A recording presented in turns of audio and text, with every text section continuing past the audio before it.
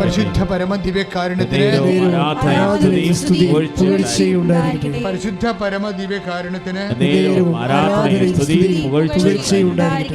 പ്രിയപ്പെട്ടവരെ, അതായത് ഇപ്പൊ നമ്മൾക്ക് അച്ഛൻ എന്താ സംസാരിച്ചുകൊണ്ടിരിക്കുന്നത്, ഉടമ്പടി നമ്മളെ അവകാശികളാക്കും. എന്താ കാരണം? ഉടമ്പടി വാഗ്ദാനത്തിൻ്റെ അടിസ്ഥാനത്തിലുള്ള പ്രാർത്ഥനാ പദ്ധതിയാണ്. ഈ ഗോട്ട് ദ പോയിന്റ്. അതായത് എപ്പോഴും മനസ്സിലായി, ഉടമ്പടി നമ്മൾ എന്താകണ, നമ്മളെ ഔദാര്യമല്ല കിട്ടുന്നത്, നമുക്ക് അനുഗ്രഹമല്ല കിട്ടുന്നത്. പിന്നെ എന്താ കിട്ടുന്നത്? അവകാശം, ഷെയറാണ് കിട്ടുന്നത് ഉടമ്പടിയിലൂടെ. അതുകൊണ്ടാണ് ഇപ്പോൾ ഈ ആഗ്നസിനൊക്കെ സാക്ഷ്യം കേട്ടില്ലേ, അവർക്ക് ഷെയറാണ് കിട്ടിയിരിക്കുന്നത്. കുടിച്ച് എല്ലാം നശിച്ച് ഒരു ചെറിയ കുടിൽ പോലൊരു സംഭവത്തിൽ താമസിച്ച് പണിയുമില്ല, വേലയുമില്ല, കൂലിയില്ലാത്തൊരു ആൾ സാക്ഷ്യം പറയുമ്പോൾ അവർ ഒരു മിഡിൽ ക്ലാസ് ഫാമിലിയുടെ ഗെറ്റപ്പിലാണ് സാക്ഷ്യം പറഞ്ഞത്. എന്താ? അവർക്ക് ഷെയർ കിട്ടി. വേറൊരു സാക്ഷ്യം പെരുമ്പാവൂരത്ത് അമ്മച്ചി പറയും, അവർക്ക് ഷെയർ കിട്ടിയ പാർട്ടിയാണ്. ഉടമ്പടി ചെയ്യുമ്പോൾ നമുക്ക് ഷെയർ കിട്ടണത്, അത് അവകാശമാണ് കിട്ടണത്. കാര്യം നമുക്ക് മക്കളാണെങ്കിലോ, ഈ മക്കളാണെങ്കിൽ അവകാശികളുമാണെന്ന് പറഞ്ഞാൽ, മക്കളാണെങ്കിൽ ഉടമ്പടി എന്താ ചെയ്യണത്? മക്കളാക്കി മാറ്റുകയാണ്. അതാണ് ഉടമ്പടിയുടെ ഒരു രീതി. ആ വചനം ഒന്നിന് വായിച്ചേ, മക്കളാണെങ്കിൽ അവകാശം. റോമ 8:17. നമ്മൾ മക്കളെങ്കിൽ അവകാശികളുമാണ്. ദൈവത്തിന്റെ അവകാശികളാ, ക്രിസ്തുവിന്റെ കൂട്ടവകാശികളും. കൈയിടിച്ച് കർത്താവ് സ്തുതിക്കട്ടെ.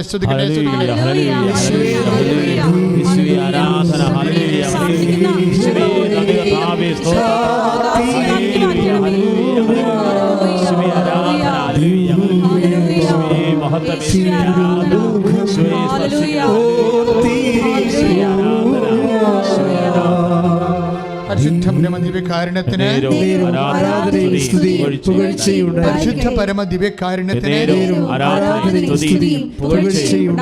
അപ്പോഴേ ഈ വചനങ്ങൾ 8:17 അല്ലേ, 8:17 വചനത്തിൽ ഓഫറാണ് ചെയ്തിരിക്കുന്നത്. എന്താണ്? വാഗ്ദാനം. നമ്മൾ മക്കളാണ്, അപ്പോഴേ അവകാശികളുമാണ്. പക്ഷെ നമ്മൾ അവകാശികളാക്കണത് ആരാണ്? ഉടമ്പടിയാണ്. ഇന്നിപ്പോൾ നമുക്ക് നോക്കുമ്പോൾ ഓരോരുത്തരുടെയും അനുഭവം. അതായത് പെരുമ്പാവൂരിൽ നിന്നൊരു സാക്ഷ്യം ഉണ്ടായിരുന്നു, അവിടെ അമ്മച്ചി പറഞ്ഞ സാക്ഷ്യം നല്ല സാക്ഷ്യമാണ്. അതായത് അൽഫോൻസ വർഗീസ് പെരുമ്പാവൂർ. അൽഫോൻസ ചേച്ചി 19-55 വയസ്സ് കാണുമെന്ന് തോന്നണം. അൽഫോൻസ ചേച്ചി പറഞ്ഞത്,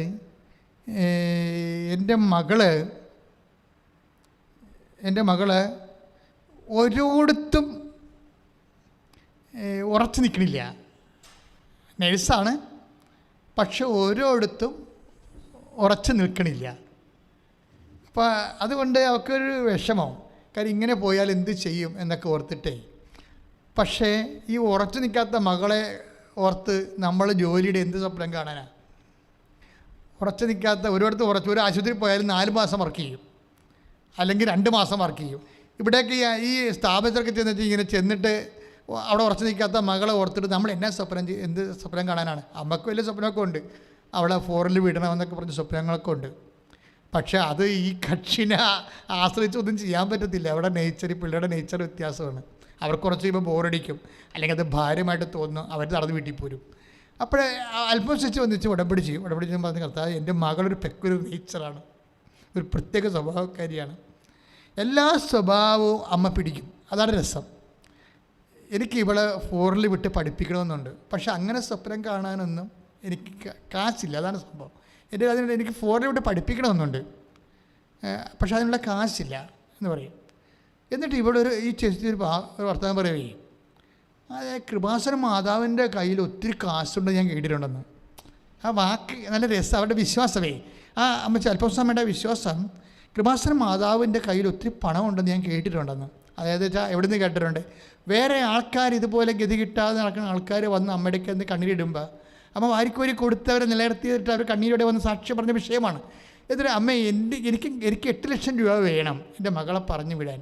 അവർ പറയണതേ, ഈ മകളെ ഇവർ ഉടമ്പടി ചെയ്തിട്ട് അമ്മ ഈ കുട്ടിയെ ഫോറിലോട്ട് വിട്ട് അവളെ അവിടെ ഇപ്പോൾ സെറ്റിലായിട്ട് അവർ 8 ലക്ഷം രൂപ എനിക്ക് എവിടെ നിന്നെല്ലാം ഉണ്ടായെന്ന് എനിക്കൊരു പിടിയുമില്ല, എനിക്ക് അറിയത്തില്ലെന്ന്.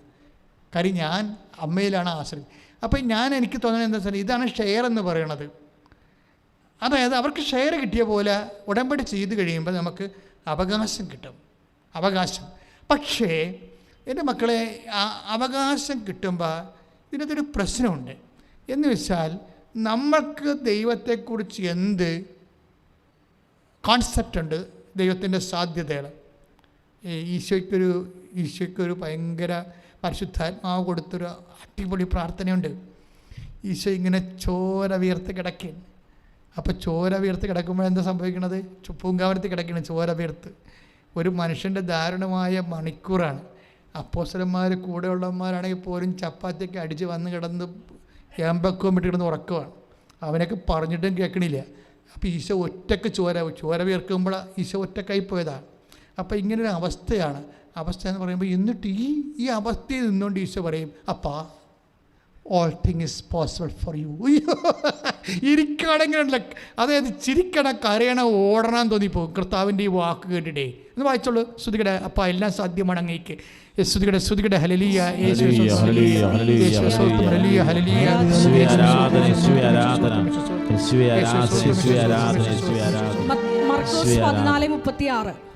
മർക്കോസ് ശ്രീയുടെ സുവിശേഷം 14-ാം അധ്യായം 36-ാമത്തെ വചനം. അവൻ പറഞ്ഞു, ആബാ പിതാവേ, എല്ലാം അങ്ങേക്ക് സാധ്യമാണ്, എല്ലാം അങ്ങേക്ക് സാധ്യമാണ്. എന്നിട്ട് പറഞ്ഞേ, അവൻ പറഞ്ഞു, ആബാ പിതാവേ, എല്ലാം അങ്ങേക്ക് സാധ്യമാണ്. Price the Lord. അപ്പോഴേ ദൈവത്തിൻ്റെ അനന്ത സാധ്യതയിലാണ് ഈശോ. ഒരിക്കലും സംഭവിക്കാൻ സാധ്യതയില്ലാത്ത വിഷയം സാധ്യമെങ്കിൽ പാനപാത്രം എഴുന്ന് നീക്കിക്കളയണമേ എന്ന് പ്രാർത്ഥിക്കുന്നതിന് മുമ്പ് ഉള്ള ഒരു വിശ്വാസ പ്രഖ്യാപനമാണത്. എന്താണ്? അപ്പാ all thing is possible for U.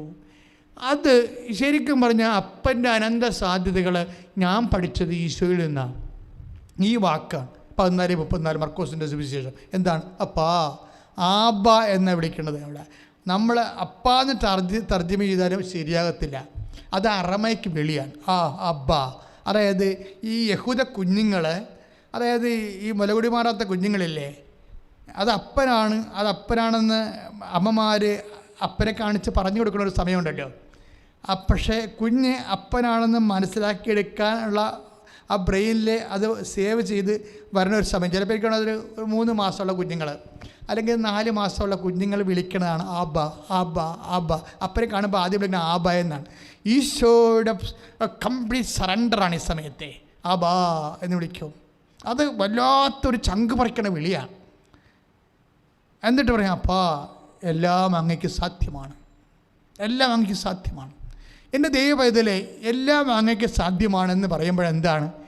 ഈ വിഷയം എനിക്ക് സാധിച്ചില്ലെങ്കിൽ പോലും ഞാൻ അങ്ങേക്ക് സാധിച്ചില്ലെന്ന് പറയത്തില്ലപ്പാ, അങ്ങേക്ക് സാധിക്കുമെന്നേ പറയത്തുള്ളൂ. ശ്രുതിക്കട്ടെ, കൈയടിച്ച് ശ്രുതിക്കട്ടെ.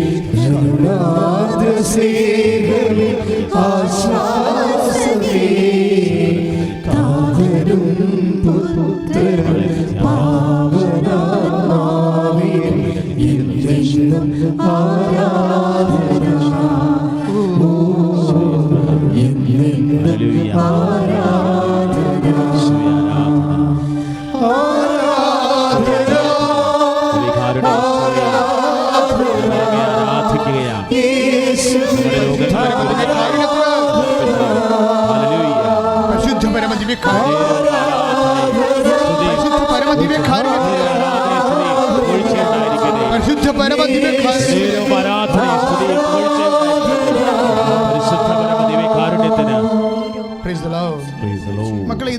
പരിശുദ്ധാത്മാവ് പറയുന്ന വിഷയം കണ്ട ഇതാണ് നമ്മുടെ നിലപാടെന്ന് പറയണത്. എന്താ വെച്ചാൽ ഈശോയ്ക്ക് അറിയാമായിരുന്നു കാര്യം, പിതാവേ ഇതിനു വേണ്ടിയാണല്ലോ ഈ മണിക്കൂറിലേക്ക് ഞാൻ വന്നത്. അപ്പോൾ അത് ഈശോയ്ക്ക് അറിയാമത് താൻ കുരിശുമരണത്തിൻ്റെ പീഡാനുഭവത്തിൻ്റെ ഒരു സമയത്തേക്കാണ് താൻ വന്നിരിക്കണതെന്ന്. പിതാവേ ഇതിനു വേണ്ടിയാണല്ലോ ഈ മണിക്കൂറിലേക്ക് ഞാൻ വന്നത്. സ്തുതിക്കട്ടെ, സ്തുതിക്കട്ടെ. Hallelujah, hallelujah, hallelujah, hallelujah, hallelujah, hallelujah. യേശുവേ ആരാധന, ആരാധന, ആരാധന. യേശുവേ ആരാധന. യേശുവേ ഞങ്ങളെ ആരാധിക്കുകയാണ്. യേശുവേ ആരാധന. ദൈവസ്നേഹത്തോടെ ആരാധന, ആരാധന. യേശുവേ ആരാധന. യേശുവേ കാരുണ്യത്തിന് യോഹന്നാൻ 12-ാം അധ്യായം 27-ാമത്തെ വചനം. പിതാവേ ഈ മണിക്കൂറിൽ നിന്ന് എന്നെ രക്ഷിക്കണമേ. പിതാവേ ഈ മണിക്കൂറിൽ നിന്ന് എന്നെ രക്ഷിക്കണമേ. അല്ല അല്ല ഇതിനു വേണ്ടിയാണല്ലോ ഈ മണിക്കൂറിലേക്ക് ഞാൻ വന്നത്. See, that means he knows. ഈ പാഷൻ എന്നുള്ള പറഞ്ഞ വലിയ വിഷയം, പീഡാനുഭവം, കുരിശുമരണം, ഇത് മാറ്റപ്പെടാത്തതാണെന്ന് ഈശോയ്ക്കറിയാം. മഹത്വത്തിൻ്റെ അനിവാര്യതയാണ്. പക്ഷേ ഇത് മാറ്റപ്പെടാത്തതാണ്. ഈ പാനപാത്രം ഈശോ പറയണ പോലെ അപ്പൻ തിരിച്ചെടുക്കത്തില്ല എന്നറിഞ്ഞുകൊണ്ട് തന്നെ ഈശോയുടെ പ്രാർത്ഥനയുടെ രീതി കണ്ട എന്താണ്, അപ്പാ ഇത് നടക്കത്തില്ല എന്ന് എനിക്കറിയാം, പക്ഷേ ഇത് നടക്കത്തില്ല എന്ന് വിചാരിച്ചുകൊണ്ട് നിനക്കിത് നടക്കത്തില്ല എന്നല്ല, നിനക്കെല്ലാം സാധ്യമാണ്. അത് നിലപാടിൻ്റെ ഭാഗമാണ്. ഇപ്പം നിൻ്റെ കല്യാണം നടക്കണില്ല, അപ്പോൾ ദൈവം നിനക്ക് ചെയ്ത് തന്നില്ല എന്ന് പറയരുത്. നിൻ്റെ മക്കൾ നിനക്ക് കിട്ടിയിട്ടില്ല ഇവരൊക്കെ, അപ്പോൾ ദൈവത്തിനത് തരാൻ കഴിയത്തില്ല എന്ന് നീ പറയരുത്. ഈശോയെപ്പോലെ നിൻ്റെ ഇല്ലായ്മയെല്ലാം ദൈവത്തിന് സാധ്യമാണെന്ന് നീ പ്രഖ്യാപിക്കണം. പ്രാർത്ഥിക്കുക, കർത്താവേ രോഗം, വീട്, വിവാഹം, സമാധാനമില്ലായ്മ, സാമ്പത്തിക തകർച്ച, എല്ലാ കാര്യങ്ങളും ഞാൻ അനുഭവിക്കുന്നുണ്ടെങ്കിൽ അപ്പാ ഇതെല്ലാം നീക്കാൻ അങ്ങേക്ക് കഴിയുമെന്ന് യേശുവിന്റെ നാമത്തിൽ അമ്മയുടെ മധ്യസ്ഥതയിൽ ഞാൻ ഏറ്റുപറയുന്നു, പ്രഖ്യാപിക്കുന്നു. പരിശുദ്ധാത്മാവിനാൽ അഭിഷേകം ചെയ്യണമേ, കുടുംബത്തെ അഭിഷേകം ചെയ്യണമേ. ശ്രദ്ധിക്കട്ടെ. യേശുവേ ആരാധന, ആരാധന, ഹല്ലേലൂയ, യേശുവേ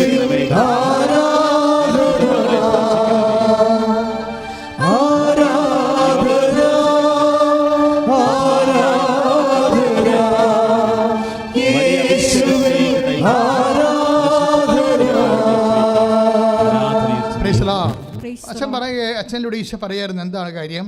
അതായത് കാര്യങ്ങൾ നെഗറ്റീവായിട്ട് നീങ്ങിയാലും നീ ദൈവത്തിൻ്റെ അനന്ത സാധ്യതയിലുള്ള വിശ്വാസത്തെ നീ എപ്പോഴും ഏറ്റു പറഞ്ഞുകൊണ്ടേയിരിക്കണം. മനസ്സിലായില്ലേ? നിൻ്റെ ജീവിതത്തിൽ കാര്യങ്ങൾ മോശമായിട്ട് നീങ്ങിയാലും എന്താ കാര്യം ചെറിയോ, ഇപ്പോൾ നിങ്ങൾ പ്രാർത്ഥിച്ചുകൊണ്ടിരിക്കുകയാണ്, ഭർത്താവ് ആശുപത്രിയിലാണ്, പ്രാർത്ഥിച്ചുകൊണ്ടിരിക്കുകയാണ്. അപ്പോൾ പ്രാർത്ഥിക്കാൻ കാരണം എന്താണ്? പനിയുണ്ട്, അല്ലെങ്കിൽ പ്രഷർ കൂടുതലാണ്. അപ്പോൾ നേഴ്സ് പറഞ്ഞ് പ്രഷർ കൂടുതലാണ്, ഇങ്ങനെ എന്നാൽ ശരിയാകത്തില്ല. അപ്പോൾ നിങ്ങൾ ജപമാല എടുത്തെന്ന് വിചാരിച്ചു. ജപമാല എടുത്തുകൊണ്ട് പ്രാർത്ഥിക്കുമ്പോൾ എന്താണ്, ഈ ജപമാല കഴിയുമ്പോൾ പ്രഷർ നോർമലാകും അല്ലെങ്കിൽ കുറഞ്ഞു വരും. അപ്പോൾ ജപമാല ചൊല്ലിക്കൊണ്ടിരിക്കുകയാണ്. അപ്പോൾ ഉടനെ കഴിഞ്ഞപ്പോൾ നമ്മൾ വളരെ പ്രത്യാശയോടെ നേഴ്സിൻ്റെ മുഖത്ത് നോക്കുകയാണ്. ഇപ്പോൾ എങ്ങനെയുണ്ട് സിസ്റ്ററെ? ഇല്ല, പഴയതുപോലെ തന്നെ നിൽക്കണം. ഞാൻ മോന്തയൊക്കെ കയറ്റി അളിഞ്ഞ മോന്ത വെക്കും. ഈ ക്രിസ്ത്യാനിയുടെയൊക്കെ മോന്ത കാണണമെങ്കിൽ അളിഞ്ഞ മോന്ത കണ്ട് ദൈവം മടുത്തിരിക്കുകയാണ്. എന്താ സാധനത്തിൽ നീ കൊന്ത കയ്യിലെടുക്കുമ്പോൾ തറയും ഇത് അളിഞ്ഞ ക്രിസ്ത്യാനിയാണെന്ന് കർത്താവിന് അറിയാൻ പറ്റും. എന്താ കാര്യം? ഒരു കൊന്ത കഴിയുമ്പോൾ നിൻ്റെ ഭർത്താവിൻ്റെ പനി മാറുന്നില്ല എന്നുണ്ടെങ്കിൽ മോന്ത അളിയും പോവും. ഇവിടെയാണ് ഈ പ്രോബ്ലം വരണത്. എൻ്റെ മക്കളെ, എൻ്റെ അതായത് ഇപ്പോഴും ഈശോ എന്നാ പറയണത്, അപ്പാ ഈ മണിക്കൂറിലേക്കാണ് ഞാൻ വന്നത്, പക്ഷേ കാര്യം ശരി, പക്ഷേ ഇപ്പോഴും ഞാൻ വിശ്വസിക്കും എന്താണ്, അപ്പന് എല്ലാം സാധ്യമാണെന്ന്. ഇതാണ് ഒരു നിലപാടിൻ്റെ, ക്രിസ്ത്യാനിറ്റി എന്ന് പറയുന്നത് ഒരു ബോധമാണ്, ഒരു നിലപാടാണ്. നീ ഈ ബോധത്തെ വളരണമെങ്കിൽ ഇപ്പം തന്നെ നിങ്ങൾക്കറിയാമല്ലോ. ഇപ്പം നമുക്ക് ഇപ്പം അവകാശികളാണെന്ന് പറഞ്ഞില്ലേ, 8:17 നമ്മൾ വായിച്ചില്ലേ റോമാലേഖനത്തിൽ, നിങ്ങൾ മക്കളെങ്കിൽ അവകാശികളുമാണ്, ക്രിസ്തുവിൻ്റെ കൂട്ടവകാശികളുമാണ്. അപ്പോൾ എല്ലാത്തിനും നമുക്ക് ഓഹരിയുള്ളതാണ്. ഈ ഓഹരിയെല്ലാം വാങ്ങിക്കുന്ന ആരാണ് ഇന്നത്തെ കാലത്ത്? ഉടമ്പടിക്കുന്നവരാണ് മേടിക്കുന്നത്. കാര്യം ഞാൻ ഈ പ്രാർത്ഥനയൊക്കെ വന്നിട്ട് 36 കൊല്ലത്തെ പൗരോഹിത്യത്തിൽ എത്രയെത്ര പ്രാർത്ഥനകൾ കഴിഞ്ഞിട്ടാണ് ഞാൻ ഉടമ്പടിയിലേക്ക് ദൈവനെ കൊണ്ടുവരുന്നത്. അപ്പോൾ മറ്റു പ്രാർത്ഥനകൾ എന്താണെന്നൊക്കെ എനിക്കറിയാം. അതിലൂടെ എല്ലാം കിട്ടിക്കൊണ്ടിരുന്നത് അനുഗ്രഹമാണ്. ഇപ്പോൾ എന്താ നമുക്ക് കിട്ടുന്നത്? അവകാശമാണ്. എന്താ കാര്യം വെച്ച് കഴിഞ്ഞാൽ ഇതിൻ്റെ ഗ്രാവിറ്റി കൂടുതലാണ്. പിന്നെ എന്താണ്? ഇത് അടിയന്തര കാര്യങ്ങളാണ്. ഇപ്പോൾ അസാധ്യ കാര്യങ്ങളെന്ന് പറയും. അസാധ്യ കാര്യങ്ങൾ മാത്രമല്ല ഉള്ളത്, പിന്നെ അടിയന്തര കാര്യങ്ങളുണ്ട്. ചില കാര്യങ്ങൾ അടിയന്തരമായിട്ട് നടക്കണം. ഇപ്പോൾ പെരുമ്പാവൂരത്തെ അമ്മച്ചി എന്താ പറഞ്ഞത്? എൻ്റെ മകളെ കയറ്റിവിടേക്ക് കാലണയില്ല, 8 ലക്ഷം രൂപ അടിയന്തരമായിട്ട് കിട്ടണം. അല്ല അവരുടെ പോയിട്ട് 2 കൊല്ലം കഴിഞ്ഞ് കിട്ടുന്ന കാശല്ല, അത് അടിയന്തരമാണ്. ഉടമ്പടിക്ക് വരുന്ന പ്രശ്നം എന്താ പറയണത്? ഉടമ്പടി എന്താ പറയണത്? അടിയന്തരമാണ് വിഷയം. അടിയന്തരം എന്ന് പറയുന്നത് അസാധ്യമല്ല, അസാധ്യം ഇതിനകത്തുണ്ട്. അതല്ല, അടിയന്തര കാര്യങ്ങളാണ് ഉടമ്പടി നടക്കുന്നത്. എന്താ കാര്യം വെച്ച് കഴിഞ്ഞാൽ, ഇപ്പോൾ ഉദാഹരണം, ഇപ്പോൾ വീഞ്ഞ് തീർന്നു പോയി, കാനായിലെ കല്യാണം, അതാണല്ലോ അതിൻ്റെ ബേസ്മെൻറ്റ്. അപ്പോൾ വീഞ്ഞ് തീർന്നു പോകുമ്പോൾ എന്താണ് അവിടെ വേണ്ടത്?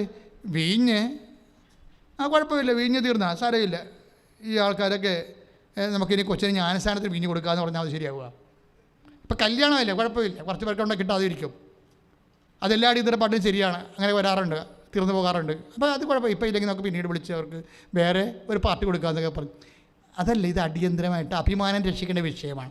അഭിമാനം രക്ഷിക്കേണ്ട വിഷയങ്ങളെല്ലാം അടിയന്തര പ്രാധാന്യമുള്ള വിഷയങ്ങളാണ്. അതായത് യുദ്ധകാല അടിസ്ഥാനത്തിൽ നടന്നേ മതിയാകത്തുള്ളൂ. അപ്പോൾ ഇതുപോലെ നമ്മുടെ ജീവിതത്തിൽ അച്ഛൻ എടുത്ത് പറയുന്നതാണ്. കാശ് എവിടുന്നാണെന്ന് എനിക്കറിയത്തില്ല, പെട്ടെന്നാണ് അമ്മ അറേഞ്ച് ചെയ്തിരിക്കണമെന്ന്. അങ്ങനെ തന്നെയാണ് അവർ സാക്ഷ്യം പറയണത്. പെട്ടെന്നാണ് അടിയന്തരമായിട്ട് അറേഞ്ച് ചെയ്യും. പക്ഷേ ഈ അടിയന്തരമായിട്ട് അറേഞ്ച് ചെയ്യുമ്പോൾ എപ്പോഴും നമുക്ക് മനസ്സിലാക്കേണ്ടത്, ഈ ആരാണ് ഈ അവകാശം പ്രാപിക്കണത്? ഈ ആരാണ് ഈ ഉടമ്പടി എടുക്കണ എല്ലാവരും അവകാശം പ്രാപിക്കുന്നുണ്ടെന്ന് ചോദിച്ചു കഴിഞ്ഞാൽ ചിലർ കുറച്ച് താമസിച്ചാണ് പ്രാപിക്കണത്. എന്താ കാര്യത്തിലറിയാവോ? അത് നിലവാരത്തിൻ്റെ പ്രശ്നമാണ്. കാര്യം പൂർണ്ണബോധം വാഗ്ദാനം പ്രാപിക്കാൻ വേണ്ടി പൂർണ്ണബോധം, ഭാഗിക ബോധം എന്നൊക്കെ പറഞ്ഞുകൊണ്ട് ചിലർക്ക് ഭാഗിക ബോധമേ ഉണ്ടാകത്തുള്ളൂ. കർത്താവിനെക്കുറിച്ചുള്ള കാഴ്ചപ്പാട് ഭാഗികമായിരിക്കും.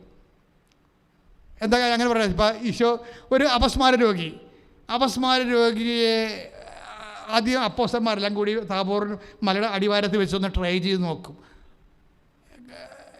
ഈശോ മലമുകളിലേക്ക് പ്രാർത്ഥിക്കാൻ പോയിരിക്കും. ഇവിടെ 9 പേര് താഴെ പോണ്ട്. ആ കക്ഷികളെല്ലാം കൂടി ഈ അപസ്മാര രോഗിയെ ഒന്ന് കൈകാര്യം ചെയ്യും. അവൻ ഇവരെ എല്ലാം മണ്ണ് കുത്തി എറിഞ്ഞ് വായിക്ക് കർത്താവ് മലയിൽ നിന്ന് ഇറങ്ങി വരുമ്പോഴുണ്ട് അന്ത്രയോസ് ഉൾപ്പെടെ ആൾക്കാരുടെ വായിൽ മണ്ണടിച്ചിരിക്കുകയാണ് അപസ്മാര രോഗി. അപ്പോഴേ അതിനേക്കാൾ അപസ്മാരത്തേക്കാൾ വലിയ അപസ്മാര രോഗിയായിട്ട് അവൻ്റെ അപ്പൻ നിൽപ്പുണ്ട് അവിടെ.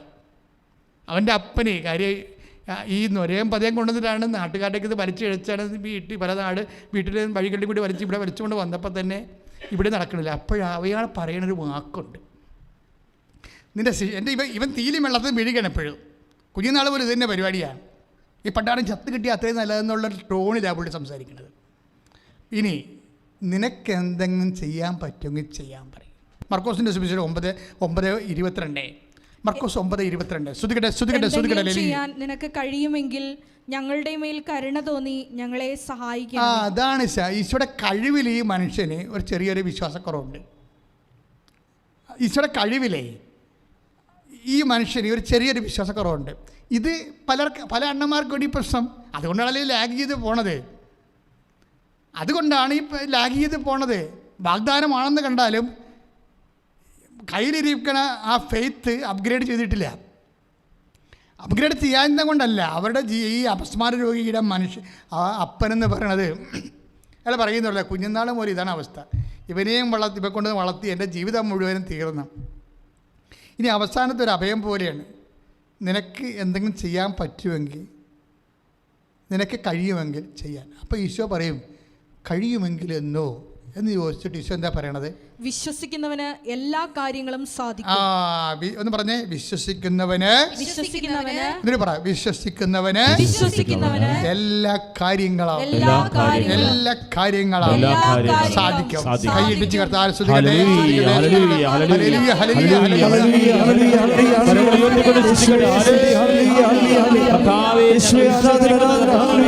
ഞങ്ങളെ ആരാധിക്കുന്നു. സ്തുതിക്കുന്നു. Hallelujah hallelujah hallelujah. യേശുവേ ആരാധന. അറിവേറും സ്നേഹം മുറിവുടക്കിയിടും തൈലം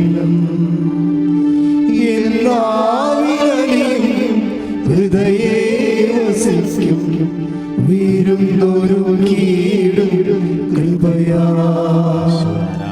കരുണാമയൻ നീ അറിവേറും സ്നേഹം മുറിവുടക്കിയിടും തൈലം എല്ലാവിധയും ഹൃദയേ വസിക്കും വീരുന്നൊരു കീടും കൃപയാ. Praise the lord. ഇതാണ് ഇതിൻ്റെ വിഷയം. എന്ന് വെച്ച് കഴിഞ്ഞാൽ ആ മനുഷ്യനോട് കർത്താവ് എന്താ പറയണത്? 9:23 കഴിയുമെങ്കിലെന്നോ എന്താണ്? വിശ്വസിക്കുന്നവന് എല്ലാം സാധിക്കും. അപ്പോൾ ആ മനുഷ്യൻ പറയുന്ന മറ്റൊരു വചനമുണ്ട്. എന്താണ്? കർത്താവേ എൻ്റെ അവിശ്വാസത്തെ 9:24 ഏറ്റു പറഞ്ഞേ, കർത്താവേ എൻ്റെ അവിശ്വാസത്തെ പരിഹരിക്കണമേ, എൻ്റെ മേൽ കനിയണമേ. അതാണ് വിഷയം അവിടുത്തെ. ഇയാൾക്ക് ഭാഗികമായൊരു ബോധ്യമാണ് ഉള്ളത്. പിടിയാ എന്തുകൊണ്ട് അനുഗ്രഹങ്ങൾ താമസിക്കണത്? ഈ ഭാഗിക ബോധ്യമാണ്. എന്താണ്? അങ്ങേക്ക് കഴിയുമെങ്കിൽ എന്ന് ദൈവത്തിൻ്റെ കഴിവിൽ ഈ മനുഷ്യൻ അവിശ്വസിക്കുന്നു. ഒന്നെങ്കിൽ അദ്ദേഹത്തിന് മുൻകാല അനുഭവങ്ങൾ, അങ്ങനെയുള്ള അനുഭവങ്ങളില്ല. അല്ലെങ്കിൽ അദ്ദേഹം ഇപ്പോൾ ചില വീടുകളിലൊക്കെ കുടുംബ പ്രാർത്ഥന ഇല്ലല്ലോ. ആ തൊടുപുഴയിൽ നിന്നൊരു ചേച്ചി സാക്ഷ്യം പറഞ്ഞത് ഉടമ്പടി എടുത്ത് കഴിഞ്ഞാണ് കുടുംബ പ്രാർത്ഥന തുടങ്ങിയത്. 10 കൊല്ലം കുടുംബ പ്രാർത്ഥന ഇല്ലായിരുന്നെന്ന്. ഞാൻ ഞെട്ടിപ്പോയി. കാര്യം എന്താ വെച്ചാൽ 10 കൊല്ലം കുടുംബ പ്രാർത്ഥന നടക്കാത്ത ഒരു കുടുംബം എന്ന് പറഞ്ഞാൽ ഹൗ ക്യാൻ ഇമാജിൻ? ഒരു ദിവസം പോലും കുടുംബ പ്രാർത്ഥന ഇല്ല എന്നുണ്ടെങ്കിൽ നമുക്ക് പരിശുദ്ധാത്മാവ് നമ്മളെ ഇരുത്തി കിടത്തി ഉറക്കത്തില്ല.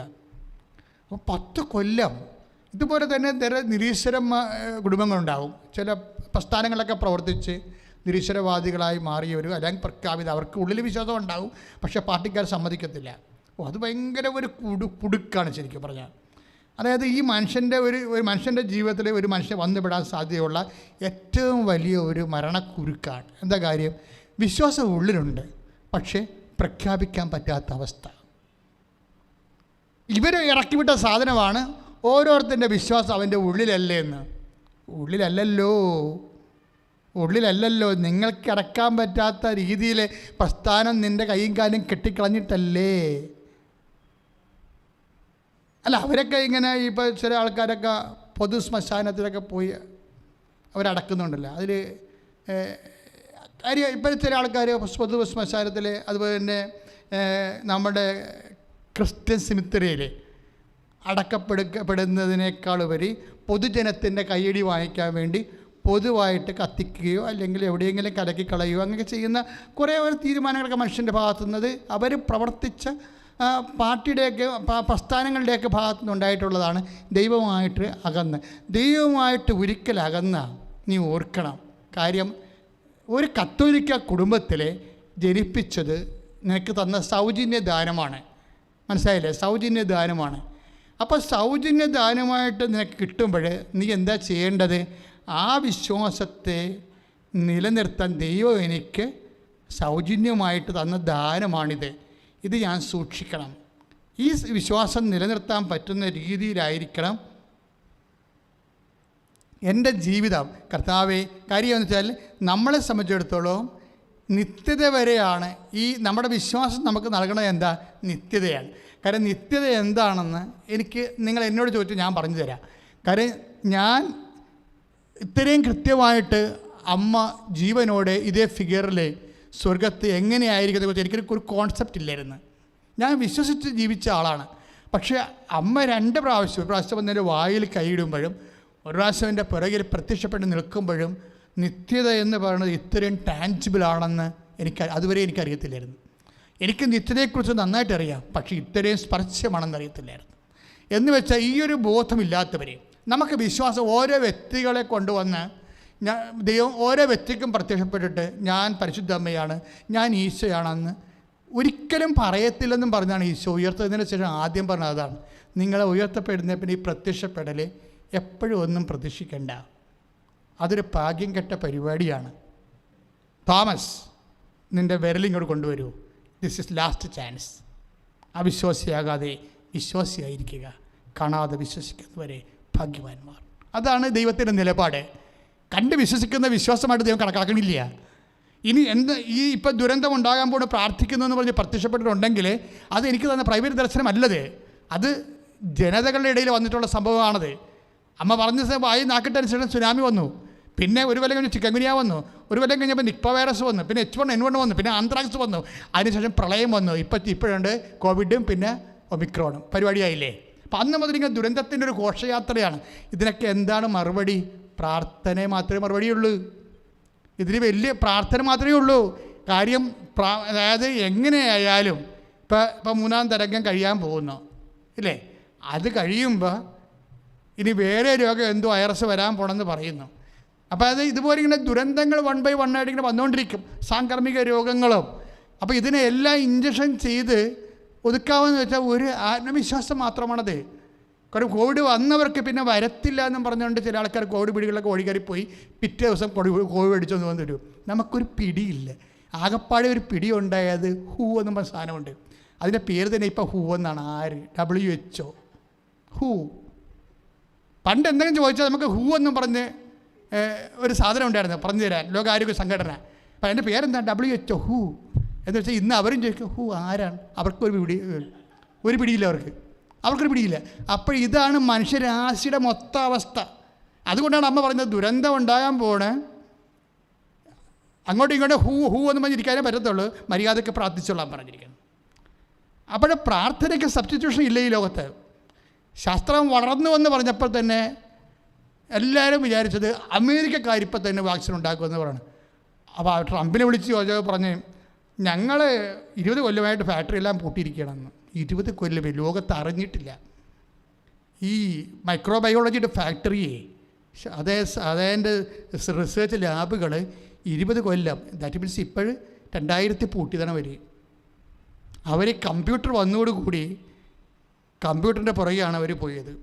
എല്ലാ ഫാക്ടറിയും പൂട്ടി. പിന്നെ എന്ത് ചെയ്ത് ബാക്കിയുള്ള സെക്കൻഡ് വേൾഡിലുള്ള ആൾക്കാരാണ് എന്തെങ്കിലുമൊക്കെ ആയിട്ട് ഉണ്ടാക്കിയിട്ട് നമുക്കൊരു ഇഞ്ചക്ഷനൊക്കെ തന്നത്. എന്നിട്ട് അവർ കുറച്ച് കാര്യങ്ങളൊക്കെ പറഞ്ഞ് ഇത് വീണ്ടും വരത്തില്ലെന്നും വിചാരിക്കരുത്, ഇതൊക്കെ ഒരു ഉറപ്പാണ്, അത്രയൊക്കെ പറയാനുള്ളൂ എന്നൊക്കെയാണ് പറഞ്ഞത്. ലോകത്തിൻ്റെ അവസ്ഥ നോക്കണം.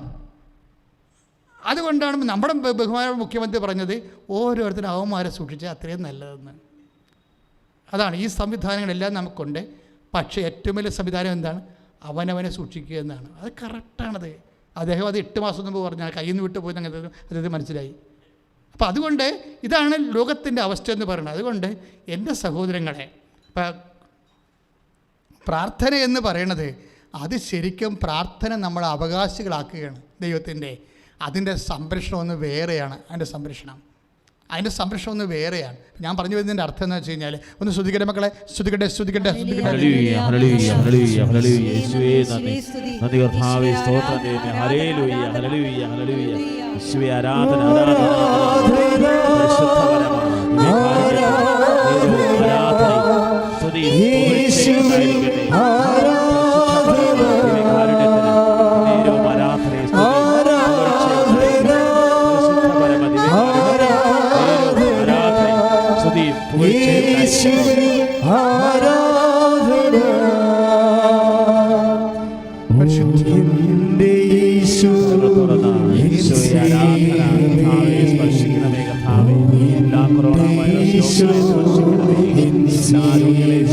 പരിശുദ്ധ പരമ ദിവ്യകാരുണ്യത്തിന്, പരിശുദ്ധ പരമ ദിവ്യകാരുണ്യത്തിന്, പരിശുദ്ധ പരമ ദിവ്യകാരുണ്യത്തിന്. അപ്പോൾ ഇത് അതായത് പ്രാർത്ഥിക്കുന്ന വ്യക്തികള് ഒന്ന് നമ്മുടെ വിഷയത്തിൻ്റെ മേൽ ദൈവത്തിൻ്റെ ഹിതം വേറെയാണെങ്കിൽ നമ്മുടെ ഇഷ്ടമായിരിക്കത്തില്ല. ചിലപ്പോൾ നമ്മുടെ ദൈവത്തിൻ്റെ ഇഷ്ടമായിരിക്കും. അപ്പോൾ ദൈവത്തിൻ്റെ ഇഷ്ടം ഈശോയ്ക്ക് മനസ്സിലായി, അത് കുരിശു മരണമാണ്. പക്ഷേ എന്താ ഈശോ പറയണത്? എൻ്റെ ഇഷ്ടം ഇത് മാറണമെന്നാണെങ്കിലും അങ്ങയുടെ ഇഷ്ടം ഇത് നടക്കണമെന്നാണ്. ലോകത്തിൻ്റെ വീണ്ടെടുപ്പിന് വേണ്ടി പക്ഷേ ഞാൻ വിശ്വസിക്കും ഈ ചോര വിയർത്ത് കിടന്നുണ്ട്. എന്താണ്? അങ്ങക്കെല്ലാം സാധ്യമാണെന്ന്. എന്ന് വെച്ചാൽ ഇതുപോലെ തന്നെ നമുക്ക് അച്ഛൻ പറഞ്ഞില്ലേ, അപസ്മാര രോഗിയുടെ പിതാവിനോട് പിതാവ് എന്താ പറഞ്ഞത്? അങ്ങേക്ക് എന്തെങ്കിലും ചെയ്യാൻ കഴിയുമെങ്കിൽ നോക്കാൻ പറഞ്ഞു. അതാണ് അപ്പോൾ ഈശോയുടെ ജീവിത പ്രയാസങ്ങളും രോഗങ്ങളും ഈ മകനുമായിട്ടുള്ള മൽപ്പിടുത്തവും എല്ലാം കണ്ട് അയാളുടെ മനസ്സ് തളർന്ന്, വിശ്വാസം തളർന്ന്. അതുകൊണ്ടാണ് ഇങ്ങനെ അയാൾ പറയണത്. ഇപ്പം നമ്മൾക്ക് എപ്പോഴും പ്രാർത്ഥനയിൽ ഒരു വിശ്വാസം തോന്നണില്ല എന്നുണ്ടെങ്കിൽ അതിൻ്റെ കാരണം നമ്മുടെ കുടുംബത്തിൻ്റെയും നമ്മുടെ രോഗവും നമ്മുടെ കുടുംബത്തിൻ്റെയും അവസ്ഥകളെല്ലാം കൂടിയായിരിക്കും. ഇങ്ങനെയായാൽ പക്ഷേ ഈശോ ചോദിക്കും, കഴിയുമെങ്കിലെന്നോ അത് ഒഴിവാക്കാമായിരുന്നു എന്നാണ് ഈശോ പറയണത്. അതല്ലെങ്കിൽ അത് ഈശോ അറ്റൻഡ് ചെയ്യേണ്ട ആ ക്വസ്റ്റ്യൻ അറ്റൻഡ് ചെയ്യേണ്ട കാര്യമില്ല. ഇപ്പോൾ 12:9-22 എന്താ പറയണത്? അപസ്മാരോഗിയുടെ പിതാവ് ഈശോ പറയുന്നതാണ്, ഞാൻ ഈ മകനെ നിൻ്റെ ശിഷ്യന്മാരുടെ കൊണ്ടുവന്നു, അവർക്കൊന്നും നടന്നില്ല. നിനക്ക് എന്തെങ്കിലും കഴിയുമെങ്കിൽ എന്നോട് കരുണ തോന്നണം. അപ്പോൾ ഈശോ അതിന് മിണ്ടാതിരുന്നാൽ മതിയായിരുന്നു. പക്ഷേ ഈശോ ആ ക്വസ്റ്റ്യൻ അറ്റൻഡ് ചെയ്ത് അവിടെയാണ് പണിയായിപ്പോയത്. കഴിയുമെങ്കിൽ എന്നോ എന്നുവെച്ചാൽ അങ്ങനെ പറയരുതെന്ന്. ദൈവത്തിൻ്റെ തിരുസന്നിധിയിൽ അങ്ങനെ പറയരുത്. എന്താ എങ്ങനെയാണ് പറയേണ്ടത്? പിതാവേ, അങ്ങക്കെല്ലാം സാധ്യമാണെന്ന് പറയണമെന്ന്. മനസ്സിലായില്ലേ? അതിന് ഞാൻ ഈശോ അല്ലല്ലോ എന്നൊക്കെ പറഞ്ഞ് തർക്കോത്തരം പറയാനൊന്നും പറ്റത്തില്ല.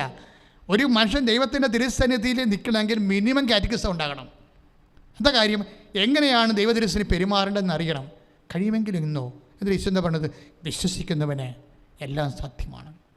വിശ്വസിക്കുന്നവന് എല്ലാം സാധ്യമാണെന്ന് ഈശോ പറയുമ്പോഴേ അത് തന്നെ ഗെത്സെമനിൽ അവൻ പറയണത്. അപ്പാ, ആ 14:34 എന്താണ്? അപ്പാ, മർക്കോസിൻ്റെ 14:34 എന്താ പറയണത്? അപ്പാ, അങ്ങക്കെല്ലാം സാധ്യമാണ്. മർക്കോസിൻ്റെ 14:34 അങ്ങക്കെല്ലാം സാധ്യമാണെന്ന് ഈശോ പറയുമ്പോൾ അത് തന്നെയാണല്ലോ ഇപ്പോൾ ഈശോ 9:20 മർക്കോസിൻ്റെ 9:23 പറയണത്. എന്താണ്? വിശ്വസിക്കുന്നവന് എല്ലാം സാധ്യമാണ്. അതിൻ്റെ അർത്ഥം എന്താണ്?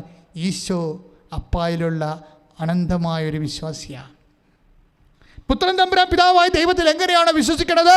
ദൈവവേദലേ, എൻ്റെയും നിൻ്റെയും ജീവിതത്തിലെ ക്ലേശ ദുഃഖ ദുരിതങ്ങൾ വരുമ്പോൾ അതുപോലെ വിശ്വസിക്കാൻ അഭിഷേകത്തിനുള്ള സാധ്യതയുണ്ട്. പ്രാർത്ഥിക്കുക, കർത്താവായ ദൈവമേ, പിതാവായ ദൈവത്തില് പുത്രൻ തമ്പുരാൻ വിശ്വസിച്ചതുപോലെ എൻ്റെ ചോരവിയർപ്പിൻ്റെ കാലങ്ങളിൽ അതുപോലെ വിശ്വസിക്കുവാൻ എന്നെ അഭിഷേകം ചെയ്യണമേ.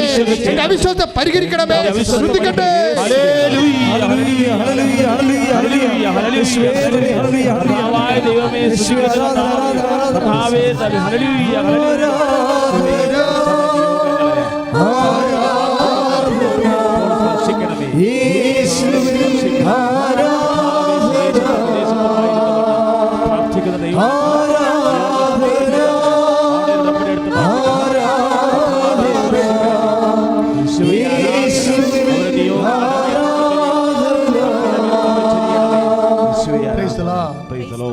അതെന്താ പ്രശ്നം വെച്ച് കഴിഞ്ഞാൽ ഈ ഭാഗികമായ ബോധ്യമില്ലേ. ഇപ്പം നമ്മൾ വാഗ്ദാനം പ്രാപിക്കാൻ നമുക്ക് എന്താ വേണ്ടത്? എല്ലാ കാര്യങ്ങളും വാഗ്ദാനത്തിലല്ലേ ഇരിക്കണത്. ഇപ്പം നിൻ്റെ വിവാഹവും നിൻ്റെ മക്കളും നിൻ്റെ ജോലിയും നിൻ്റെ രോഗസൗഖ്യവും എല്ലാം ഭൂമിയിലൊരു മനുഷ്യന് ആവശ്യമായ എല്ലാ കാര്യങ്ങളും ദൈവം നൽകിയിരിക്കുന്നത് വാഗ്ദാനത്തിൻ്റെ പേരിലാണ്, വാഗ്ദാനത്തിൻ്റെ രൂപത്തിലാണ്. ഈ വാഗ്ദാനമാണ് നമ്മൾ പ്രാപിക്കുന്നത്. പ്രാപിക്കുന്നത് എന്താണ്? പണ്ട് മുതലേ ഉള്ള, അതായത് ഈശോമിശിഹാ വാഗ്ദാനങ്ങൾക്ക് ഞങ്ങൾ യോഗ്യരാകുവാൻ എന്ത് ചെയ്യണം? സർവ്വേശ്വര പരിശുദ്ധമാതാവേ, ഞങ്ങൾക്ക് വേണ്ടി അപേക്ഷിക്കണമേ. പക്ഷേ എന്താണ് അപേക്ഷിക്കണമെന്നൊരു പിടിയില്ല. അതാണ് ഉടമ്പടിയായിട്ട് നമുക്ക് തന്നിരിക്കുന്നത്. പിടിയില്ലേ? നമ്മളെപ്പോഴും ആ പ്രാർത്ഥന ചെല്ലണം, അസുഹൃത ജപം. പക്ഷേ എങ്ങനെ പ്രാർത്ഥിക്കണം? എന്ത് പ്രാർത്ഥിക്കണം? ദൈവവുമായിട്ട് ഉടമ്പടി ചെയ്തുകൊണ്ട് പ്രാർത്ഥിക്കുമ്പോഴാണ് കാര്യം. ഉടമ്പടി വാഗ്ദാനത്തിനെ പ്രാപിക്കുന്ന ഒരു പ്രാർത്ഥനയാണ്. പക്ഷെ വാഗ്ദാനത്തെ പ്രാപിക്കുമ്പോൾ ഈ ഉടകൊല്ലി അപസ്മാര വിശ്വാസം അങ്ങോട്ടാണ്. അവൻ്റെ പേര് അപസ്മാര വിശ്വാസമാണ് അവനുള്ളത്. നിനക്ക് വല്ലതും കഴിയുമെങ്കിൽ ചെയ്യാൻ. കഴിവില്ലെങ്കിൽ ഈ ശവത്തിൻ്റെ കൂടി ഞാൻ പോയിക്കൊള്ളാമെന്നാണ് പറയണതേ. അതാണ് എൻ്റെ സെക്കൻഡ് പോയിന്റ് വായിക്കുമ്പോൾ നമുക്ക് വിഷമം വേണതേ. അയാളുടെ വർത്തമാനത്തിൽ ഞാനാണ് കർത്താവെങ്കിൽ അവരെ കാര്യം പോയിച്ചു കളഞ്ഞു. എനിക്കറിയാം അവന് വിശ്വാസമില്ലെന്ന്. നിനക്ക് വല്ലതും കഴിയുമെങ്കിൽ ചെയ്യാൻ പറ്റുക, കഴിവില്ലെങ്കിൽ ഞാൻ ഈ സാധനത്തിൻ്റെ കെട്ടിയെടുത്തുകൊണ്ട് ഓട്ടോറിക്ഷയ്ക്ക് വീട്ടിൽ പോയിക്കൊള്ളാം. ഇങ്ങനെ ഭാഗികമായ വിശ്വാസം, അത് ഈശോ പറഞ്ഞു അങ്ങനെ പറയാൻ പാടില്ല, അങ്ങനെ പറയരുതായിരുന്നു എന്ന് പറഞ്ഞു. കഴിയുമെങ്കിലെന്നോ വിശ്വസിക്കുന്നവരെല്ലാം സാധിക്കും. അപ്പോൾ ഈശോ എന്താ പറയണത്? എന്നിട്ട് ആ മനുഷ്യൻ ഈശോ അയാളുടെ സംസാരിച്ച പേക്ക് വെളിവായി. അയാൾ പറയും, കർത്താവേ, എൻ്റെ അവിശ്വാസത്തെ പരിഹരിച്ചെന്നെ സഹായിക്കണമേ. അതാണ് സംഭവം. അതായത് അവിടുത്തെ വിഷയം എന്താണ്? ആ കഴിയുമെങ്കിലെന്നോ ചോദിക്കാൻ കാര്യം എന്താണ്? അവിശ്വാസമാണ്. അതാണ് 9:24, മർക്കോസ് 9:24. എന്താണ്? കർത്താവേ സോറി, എൻ്റെ അവിശ്വാസത്തെ പരിഹരിച്ച് എന്നെ സഹായിക്കണമേ. അപ്പോഴേ എല്ലാ വിഷയങ്ങൾക്കും ഈ പരിഹരിക്കാനുള്ളൊരു വിഷയമാണ് അവിശ്വാസം. ഇപ്പം നീ ഓർക്ക് എൻ്റെ മകനാണെങ്കിൽ ഞാൻ ഇങ്ങനെ പറയത്തില്ലായിരുന്നു ഈശോയോട്, പണിയായിരുന്നു. എൻ്റെ മകളെയാണ് ഞാൻ ഈശോയുടെ കൊണ്ടുവന്നത്, ഞാൻ ഇയാളെപ്പോൾ ഇങ്ങനെ പറയത്തില്ലായിരുന്നു എന്നായിരിക്കും ചിലപ്പോൾ നിനക്കിപ്പോൾ തോന്നുന്നത്. പക്ഷേ അക്കാര്യത്തിൽ നീ പറയത്തില്ല, വേറൊരു കാര്യം പറയുമ്പോൾ നീ പറയും. അതിനേക്കാൾ കുറച്ചുകൂടി ഗ്രാവിറ്റി ഉള്ളൊരു വിഷയം വരുമ്പോൾ വിശ്വാസം, അതായത് നിനക്ക് എന്ത് സംഭവിക്കുന്നു, നിൻ്റെ ജീവിതത്തിലെ ഏത് തരത്തിലുള്ള ഭാരം വരുന്നു. ഇപ്പോൾ 2 കിലോ ഭാരമാണ് ഉള്ളതെന്നുണ്ടെങ്കിൽ നീ ഇതുപോലെ തന്നെ അത് മേക്കപ്പ് ചെയ്യും. പക്ഷേ 20 കിലോ ഭാരം വന്നാൽ എന്ത് ചെയ്യും? അതായത് നിനക്കിപ്പോൾ 20 കിലോ ഭാരമാണ് ഉള്ള ഒരു ജീവിത പ്രശ്നമാണ് വന്നിട്ടുണ്ടെങ്കിൽ ദൈവം എന്താണ് ഉദ്ദേശിക്കുന്നത്? ആ അവിശ്വാസത്തെ പരിഹരിക്കാനാണ് ഉദ്ദേശിക്കുന്നത്. അല്ലാതെ നിന്നെ 20 കിലോ ഭാരം എടുത്തിട്ട് നിന്നെ കൂനി പിടിച്ച ആളായിട്ട് നടത്താനല്ല ഉദ്ദേശിക്കുന്നത്. നിങ്ങൾ എപ്പോഴും ദൈവത്തിൻ്റെ മനസ്സ് മനസ്സിലാക്കണം. അതായത് നിൻ്റെ വിശ്വാസം അപ്ഗ്രേഡ് ചെയ്യാൻ നേരത്ത് ആ വിശ്വാസം 20 കിലോ അല്ലെങ്കിൽ 25 കിലോ നിൻ്റെ കുടുംബജീവിതത്തിൽ നിനക്കൊരു ഭാരം ഉണ്ടാകുന്ന ഒരു പ്രശ്നം ഉണ്ടായിക്കഴിഞ്ഞാൽ ദൈവം എന്താ ഉദ്ദേശിക്കുന്നത്? നിൻ്റെ ഈ 10 കിലോ എടുക്കാൻ പറ്റിയ വെയിറ്റിൽ നിന്ന് നിന്നെ അത്രയും വശത്തേക്ക് നിന്നെ ഉയർത്താൻ ഉദ്ദേശിക്കുന്നു. അവിശ്വാസത്തെ പരിഹരിക്കാൻ ഉദ്ദേശിക്കുന്നു. അതാണ് പറഞ്ഞത്, എൻ്റെ അവിശ്വാസത്തെ പരിഹരിച്ച്. കാര്യം എന്താ വെച്ച് കഴിഞ്ഞാൽ ആ മനുഷ്യൻ്റെ അവസ്ഥ ഞാൻ ഓർക്കുകയും, ഈ രക്തസ്രാവക്കാർ രോഗിയില്ലേ, അവരുടെ വിശ്വാസം പറയണം, നിൻ്റെ വിശ്വാസം എന്താ പറയണത്? നിൻ്റെ വിശ്വാസം നിന്നെ രക്ഷിച്ചിരിക്കുന്നു എന്ന് വെച്ചതിൻ്റെ അർത്ഥം എന്താണ്? അവൾ എന്തെങ്കിലും പ്രകടിപ്പിച്ചിട്ടുണ്ടെങ്കിൽ അത് അവളുടേത് മാത്രമാണ്. മനസ്സിലായില്ലേ? മറ്റുള്ള ആൾക്കാർ ഉടമ്പടി എടുത്തിട്ട് അവരെ കണ്ടിട്ട് ഉടമ്പടി എടുക്കാതിരിക്കുന്ന ആൾക്കാരുണ്ടേ. നിങ്ങൾ ആദ്യം ഇപ്പോൾ ഉടമ്പടി എടുക്ക്, നിങ്ങൾക്ക് വല്ല നടക്കുമോ ഇല്ലെന്ന് നോക്കട്ടെ, എന്നിട്ട് ഞാൻ ഉടമ്പടി എടുക്കാമെന്ന്. വെറുതെ എന്തിനാ വണ്ടിക്കാശ് കളയണമെന്നാണ് അവരുടെ മനസ്സിലിരിക്കുന്നത്, അത് പറയത്തില്ല. അങ്ങനെയുള്ളവന്മാരെ അത് അവിടെ പ്രസംഗം ഉണ്ട്. അതായത് നിങ്ങൾ എപ്പോഴും ഒരു ചിന്ത നിങ്ങളുടെ ഉള്ളിൽ വരുമ്പോൾ തന്നെ ദൈവം അറിയും. അല്ല 139 സങ്കീർത്തനത്തില്ലേ അങ്ങനെയില്ലേ? ഒരു ചിന്ത നിൻ്റെ ഉള്ളിൽ വന്നാൽ എന്ന് വെച്ചാൽ ദൈവത്തെ പരീക്ഷിക്കുന്ന രീതിയിൽ, അതായത് നമ്മുടെ ഇത് ഇപ്പോൾ രക്തസ്രാവമൊക്കെ ഒരു രോഗി എന്താ ചെയ്യണത് നിങ്ങൾക്കറിയാമല്ലോ. ഇപ്പോൾ ലൂക്കാസ് വിശേഷം 8:15, വിശുദ്ധ ലൂക്ക 8:15 എന്താ പറയണത്? ഈ അമ്മമാരില്ലേ, അമ്മമാർ കുഞ്ഞുങ്ങളെയും കൊണ്ട് വരുമല്ലേ ഈശോൻ്റെ അടുത്ത്. അപ്പോൾ എന്ത് ചെയ്യുക അപ്പോസ്തലന്മാർ? മാറ് എന്ന് പറഞ്ഞത് തിക്കിത്തള്ളി മാറ്റും. കർത്താവിനെ തൊടല്ലേ, ഈശ്വരനെ തൊടല്ലേ, മാറി. കാര്യം എന്താണ്? ഇവന്മാർക്ക് വിശന്ന് കാണും, അതായിരിക്കും സംഭവം. ഇനി ഈ അമ്മമാരെ അടിച്ച് തല്ലി ഇവിടെ നിൽക്കുകയാണെന്നുണ്ടെങ്കിൽ ഇവർ പട്ടിണി കിടക്കും. അതാണ് വിഷയം. അപ്പോൾ അവർ ഈ അമ്മമാരെയും കുഞ്ഞുങ്ങളെയൊക്കെ ഓടിച്ചിട്ട് വരും. അപ്പോൾ ഈശോ പറയും, അവരത് ഓടിച്ച് ഡിസ്റ്റർബ് ചെയ്യല്ലേ, അവർ തള്ളി മാറ്റല്ലേ, കുഞ്ഞുങ്ങളുടെ അടുത്ത് വരാൻ അനുവദിക്കും, അവരെ തടയരുതെന്നൊക്കെ ഈശോ പറയും. അപ്പോൾ നമുക്കൊരു കാര്യം മനസ്സിലാക്കണം, എന്താണ് ഈ ഈശോ ചുറ്റും നിൽക്കുന്ന അപ്പോസ്തലന്മാരുടെ പോലും നേച്ചർ ഇതാണ്. എന്താണ് നേച്ചർ? കർത്താവിനെ തൊടാമെന്നെ ആൾക്കാരെ തള്ളി മാറ്റുകയാണ്. ആ സ്ഥലത്താണ് ഈ രക്തസ്രാവ രോഗി വരുന്നത്. വല്ല പണിയും നടന്ന് കാണുമോ? കർത്താവ് അവൾ സുഖപ്പെട്ട് കഴിഞ്ഞ് ചോദിക്കുന്ന ഒരു ചോദ്യമുണ്ട്. എന്താണ് ചോദിക്കുന്നത്? ആരാണ് എന്നെ തൊട്ടത് എന്ന് ചോദിക്കുമ്പോൾ എന്താണ് അപ്പോസ്തലന്മാർ പറയണത്? 8:45 വിശുദ്ധ ലൂക്കാസ് വിശേഷം 8:45 എന്താ പറയണത്? ജനം മുഴുവനും നിന്നെ തിക്കിഞ്ഞിരിക്കുകയല്ലേ. അതാണ് സംഭവം. ജനം മുഴുവൻ നിന്നെ തിക്കിഞ്ഞിരിക്കുകയല്ലേ. അതിൻ്റെ അർത്ഥം എന്താ? സിറ്റുവേഷൻ വളരെ മോശമാണ്. ജനം തിക്കിഞ്ഞിരിക്കുകയാണ്. അതിൻ്റെ ഇടയ്ക്ക് ആരെ തൊട്ടെന്ന് എങ്ങനെ അറിയാൻ പറ്റും? അതായത് പല ആൾക്കാരും തൊടുന്നുണ്ട്, അതാണ് പ്രശ്നം. പല ആൾക്കാരും തൊടുന്നുണ്ട്. ചില ആൾക്കാർ ചിലപ്പോൾ കർത്താവിനെ തള്ളി മറിച്ച് കർത്താവിൻ്റെ മേത്തിടുന്നുണ്ട്. ചില ആൾക്കാർ വട്ടം തല്ലി നിൽക്കുന്നുണ്ട്. കാല് മുമ്പോട്ട് പോകുന്നതോറും കാല് മടക്കി വീഴുമല്ല. അങ്ങനെ പല അംഗങ്ങളവിടെ നടന്നുകൊണ്ടിരിക്കുകയും ജനം തിക്കിയിട്ട്. പക്ഷെ അവരാരും സുഖപ്പെടുന്നില്ല.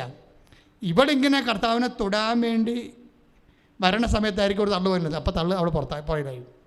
പിന്നെ അവളിങ്ങനെ അതിൻ്റെ അടുത്ത് നുളഞ്ഞും പിന്നെയും വന്ന് കർത്താവിനെ തൊടാൻ നേരത്ത് അപ്പോൾ അടുത്ത തള്ളു വരും, തിക്കൽ വരും. പിന്നെ അവിടെ കർത്താവ് മുമ്പോട്ട് പോയിക്കൊണ്ടിരിക്കുകയാണ്. ഒക്കെ ഇവർക്ക് തൊടാൻ വേണ്ടി നിന്ന് കൊടുക്കുകയാണ്. അങ്ങനെയല്ല, കർത്താവ് നടന്ന് പോയിക്കൊണ്ടിരിക്കുകയാണ്. അതിൻ്റെ ഇടയ്ക്കാണ് ഈ സംഭവം നടക്കുന്നത്. ഒരു 5-8 പ്രാവശ്യമെങ്കിലും ഈ രക്തസ്രാവക്കാർ രോഗി കർത്താവിനെ തൊടാൻ വേണ്ടി പല അറ്റംപ്റ്റ് നടത്തുന്നുണ്ട് അവിടെ. ഈ തിക്കലും ഞെരിക്കലും അത് 7 അറ്റംപ്റ്റെങ്കിലും പരാജയപ്പെട്ടു പോകും. എന്നാലും അവൾക്കൊരു തീരുമാനമുണ്ട്. എന്താണ് അവിടെ തീരുമാനം? എന്താ? അതായത് അവൻ്റെ വസ്ത്രത്തിൻ്റെ വിളിമ്പിലെങ്കിലും ഒന്ന് തൊടാനിടയായാൽ താൻ സൗഖ്യം പ്രാപിക്കുമെന്നുള്ളിൽ കരുതിയിരുന്ന്. അതുകൊണ്ടാണ് എത്ര 1 കിലോമീറ്റർ മുമ്പ് തൊടാൻ തുടങ്ങിയ പാർട്ടിയാണിത്. 5-8 പ്രാവശ്യം തൊട്ടില്ലെന്നാകുമ്പോൾ തള്ളിപ്പോവും. പക്ഷേ എന്നിട്ട് ഇവിടെ അവിടെ അറ്റംപ്റ്റ് കളയണില്ല. ഒരു വിശ്വാസിയുടെ നിലപാടാണത്. രക്തസ്രാവ രോഗിയെ അവിടെ സൗഖ്യപ്പെട്ട് കഴിയുമ്പോൾ അവൾ കൈകുപ്പി പറയും. അപ്പോൾ പറയണ ഈശോ എന്താ പറഞ്ഞത്? നിൻ്റെ വിശ്വാസം നിന്നെ, കാര്യം എന്താണ്, ഒറ്റ അറ്റംപ്റ്റിലല്ല, പല അറ്റംപ്റ്റ് നടത്തി പരാജയപ്പെട്ടു. പല ശ്രമങ്ങൾ നടത്തി പരാജയപ്പെട്ടിട്ടും അവൾ പിന്തിരിയാതെ നിന്നതാണ് അവളുടെ വിഷയം. ഈ നിൻ്റെ വിശ്വാസം നിന്നെ രക്ഷിക്കണം എന്ന് പറഞ്ഞാൽ എന്താണ്? എത്ര പ്രാവശ്യം നമ്മൾ പ്രാർത്ഥന ചൊല്ലി നടന്നില്ല, വീണ്ടും പ്രാർത്ഥന ചൊല്ലി നടന്നില്ല, വീണ്ടും പ്രാർത്ഥന ചൊല്ലി നടന്നില്ല. പക്ഷെ നടക്കാതെ വരുമ്പോൾ നടക്കണ വരെ ഇവളൊരു തീരുമാനം എടുത്തിരിക്കുകയാണ്. അവസാനം 8ാമത്തെ പ്രാവശ്യം ഇവൾ കർത്താവിനെ തൊടും. അപ്പോഴവൾ സൗഖ്യം പ്രാപിക്കും. പക്ഷെ അപ്പോൾ ഈശോ എന്നാ പറയണത്? നിൻ്റെ വിശ്വാസം നിന്നെ രക്ഷിച്ചിരിക്കുന്നു. ഇത് ഇവളുടെ പൂർണ്ണ വിശ്വാസമാണ്. അതാണ് ഈ ഭാഗിക വിശ്വാസമുണ്ട്. മറ്റേ ചേട്ടൻ്റെത് ഭാഗിക വിശ്വാസമാണ്. നിനക്ക് എന്തെങ്കിലും ചെയ്യാൻ പറ്റുമെങ്കിൽ, നിനക്ക് കഴിയുമെങ്കിൽ ചെയ്യാൻ പറയുന്നത് ഭാഗിക വിശ്വാസമാണ്. അണ്ണന്മാർക്കൊരു 90% മനുഷ്യർക്കും ഭാഗിക വിശ്വാസക്കാരാണ്. ഈ ഭാഗിക വിശ്വാസത്തിൻ്റെ 90%-നെയാണ് ഉടമ്പടി ടാസ്ക് ആൻഡ് ടാർഗറ്റ്. ഈ ഭാഗിക വിശ്വാസത്തിൽ കഴിയുന്ന 90%-നെയാണ് നമ്മൾ ഉടമ്പടി പ്രോജക്റ്റിലോട്ട് വെച്ചിട്ട് പെട്ടെന്ന് ലിഫ്റ്റ് ചെയ്യണത്. പെട്ടെന്ന് ലിഫ്റ്റ് ചെയ്യും. കാര്യം എന്താ? ഉടമ്പടിയുടെ ഫോർമുല അനുഗ്രഹത്തെ അവകാശമാക്കുന്ന ഫോർമുലയാണ്. പക്ഷേ ഈ അവകാശമാക്കുന്ന സമയത്ത് എന്താ സംഭവിക്കണത്? ഇവന് ഈ ദൈവവചന ധ്യാനം കാരണം, ആൾക്കാരുടെ സാക്ഷ്യം കൊണ്ട് ഇവരെന്ത് സംഭവിക്കണം? ഉടമ്പടി എടുത്തവർ നിർബന്ധമായിട്ട് എന്തുകൊണ്ടാണ് ഞങ്ങൾ പറയണത്? നിങ്ങൾ ചൊവ്വാഴ്ച ഉള്ള ഒരു 4 ചൊവ്വാഴ്ച ഉണ്ടെങ്കിൽ 4 ചൊവ്വാഴ്ച ഉടമ്പടി ധ്യാനം ഉണ്ടാവും. 4 ചൊവ്വാഴ്ച ഉടമ്പടി ധ്യാനം കൂടണം, മറ്റുള്ളവർക്ക് ഷെയർ ചെയ്ത് കൊടുക്കണം. ഒരു ദിവസം 3 സാക്ഷ്യമെങ്കിലും നിങ്ങൾ കേൾക്കണമെന്ന് പറഞ്ഞാൽ എന്തിനാണെന്ന് അറിയാവോ? അതായത് നിങ്ങൾ ഈ 90% കൂടെ ഉള്ള ആൾക്കാരാണ്. എന്താണ്? നിനക്ക് കഴിയുമെങ്കിൽ എൻ്റെ മകനെ സഹായിക്കാൻ. അവിശ്വാസത്തിൻ്റെ കണ്ടൻ്റ് ഉണ്ട് കുറച്ച്. പക്ഷേ രക്തസ്രാവ രോഗി എന്താണ്? പല പ്രാവശ്യം തള്ളി പുറത്തോട്ട് മാറുമ്പോഴും എന്നാൽ വീട്ടിൽ പോയേക്കാമെന്ന് പറഞ്ഞുകൊണ്ട് പോയിരുന്നില്ല. അവിടെ നിന്നിട്ട് എപ്പോഴാണ് തൊടാൻ പറ്റണത്? തൊടാൻ പറ്റുമെന്ന് അവിടെ ഉള്ളിലൊരു പ്രത്യാശയുണ്ട്. തൊട്ടാൽ സൗഖ്യപ്പെടുമെന്ന് ഒക്കെ ഒരു വിശ്വാസമുണ്ട്. അതൊരു വിശ്വാസിയുടെ ഒരു മാതൃകയാണ് ഇവളെ. അതിനകത്ത് ശരണമുണ്ട് ശരിക്കും. കാര്യം പല പ്രാവശ്യം തൊടാൻ വന്നിട്ട് തൊട്ടില്ലെന്ന് പറഞ്ഞ സമയത്ത് പോകും. പക്ഷേ എന്നിട്ടും അവൾ പോകാതെ വീട്ടിൽ പോകാതെ നിൽക്കുകയാണ് അവൾ ശരി. അപ്പം അതുകൊണ്ടാണ് ശരണം അതിനകത്തുള്ളത്.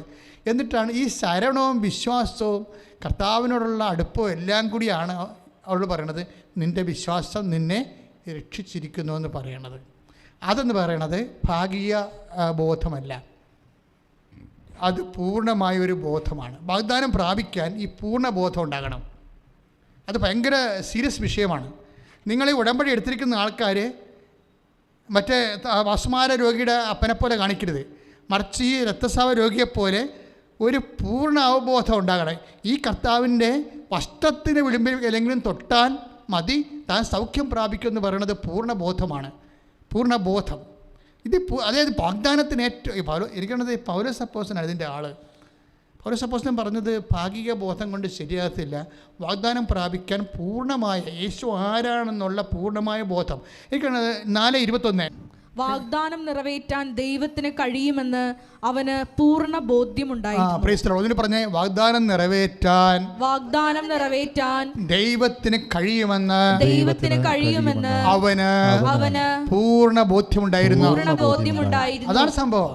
അതായത് ആടെ കാര്യമാണ് പറയണത്, എബ്രാഹത്തിൻ്റെ കാര്യമായി പറയണത്.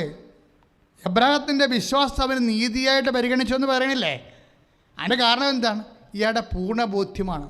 ഒക്കട്ട അങ്ങനെയല്ല, കിട്ടിയാൽ കൊള്ളാമെന്നൊക്കെ പറഞ്ഞല്ല പുള്ളി വീടിന്ന് പറഞ്ഞത്. എനിക്ക് ചൂണ്ടിക്കാണിച്ചു തന്ന സ്ഥലം, വാഗ്ദാന നാട് ദൈവം എനിക്ക് തരും. എൻ്റെ മക്കളില്ലാത്ത 75-ാമത്തെ വയസ്സിലാണ് ഞാൻ നിൽക്കണത്. പക്ഷെ എനിക്ക് മക്കളെ തരുമെന്ന് പറഞ്ഞാൽ തന്നിരിക്കും. അത് പൂർണ്ണ ബോധ്യമാണ്. പ്രാർത്ഥിക്കുക. കർത്താവായ ദൈവമേ, ഉടമ്പടി വാഗ്ദാനത്തിന്റെ പ്രാർത്ഥനയാണ്. ആ വാഗ്ദാനം പ്രാപിക്കാൻ അബ്രാഹത്തെ പോലെ എനിക്ക് വേണ്ടത് പൂർണ്ണ ബോധ്യമാണ്. അമ്മേ പരിശുദ്ധമേ, അമ്മയുടെ മധ്യസ്ഥത്താൽ വാഗ്ദാനം പ്രാപിക്കുന്നുള്ള പൂർണ്ണ ബോധ്യത്താൽ ഈ ആരാധന നിമിഷം ഇപ്പോഴേ എന്നെ അഭിഷേകം ചെയ്യണം. ശ്രദ്ധിക്കട്ടെ.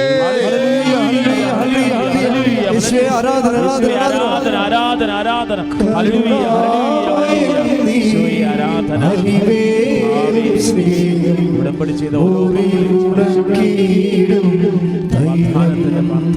ശക്തിപ്പെടുത്തണം.